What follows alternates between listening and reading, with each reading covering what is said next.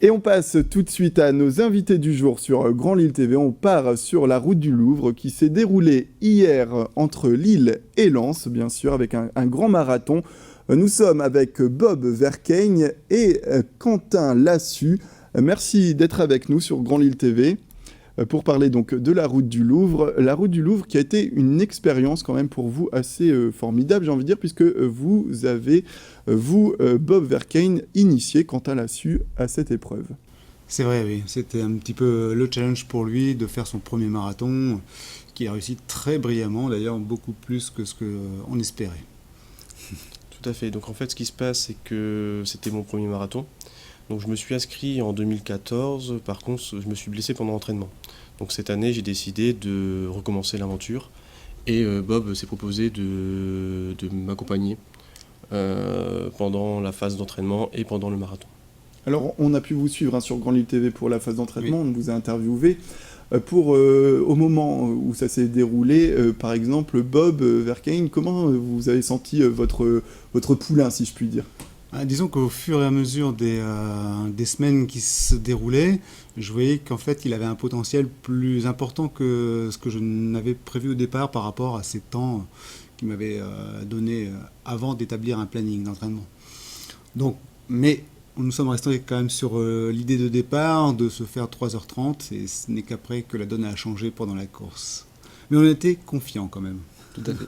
Justement, alors peut-être vous, Quentin Lassus, une image qui vous a marqué, un moment précis de la route du Louvre qui vous a marqué ? Donc en fait, on a couru ensemble pendant 7 km. À partir du 7e kilomètre, j'ai accéléré un peu pour essayer de gagner un peu de temps.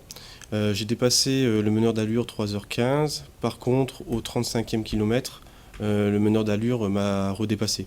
Et donc en fait, la fin de course était plus compliquée que prévu. D'accord, donc un moment assez intense, on peut dire que c'est remarquable. Enfin, ça marque. Tout à fait, ça marque parce qu'en fait, j'étais trop confiant par rapport à mon potentiel.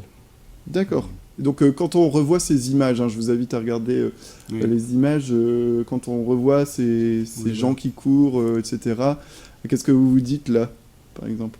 Que finalement, quand on a beaucoup d'entraînement, on sait se gérer et au final, on saurait le refaire sans trop de soucis, je pense.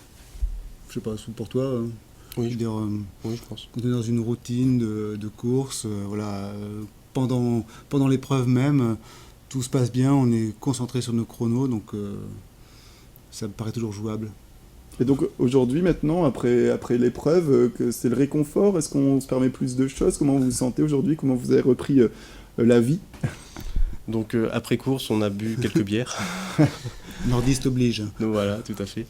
Et par contre, on reprend l'entraînement. Moi, je reprends l'entraînement à partir de cette semaine pour la prochaine compétition.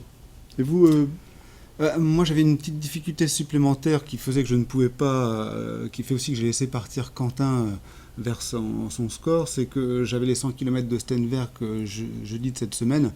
Donc je m'étais déjà autorisé à faire du 12 à l'heure, je ne pouvais pas faire mieux.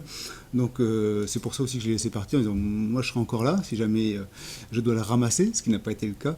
Et sinon, eh bien, la grande épreuve du Nord qui nous reste, c'est les Pyramides Noires à la fin du mois, où là nous aurons donc 105 km et 21 terris à faire. Donc je pense que c'est la deuxième édition et une belle épreuve à faire dans notre région.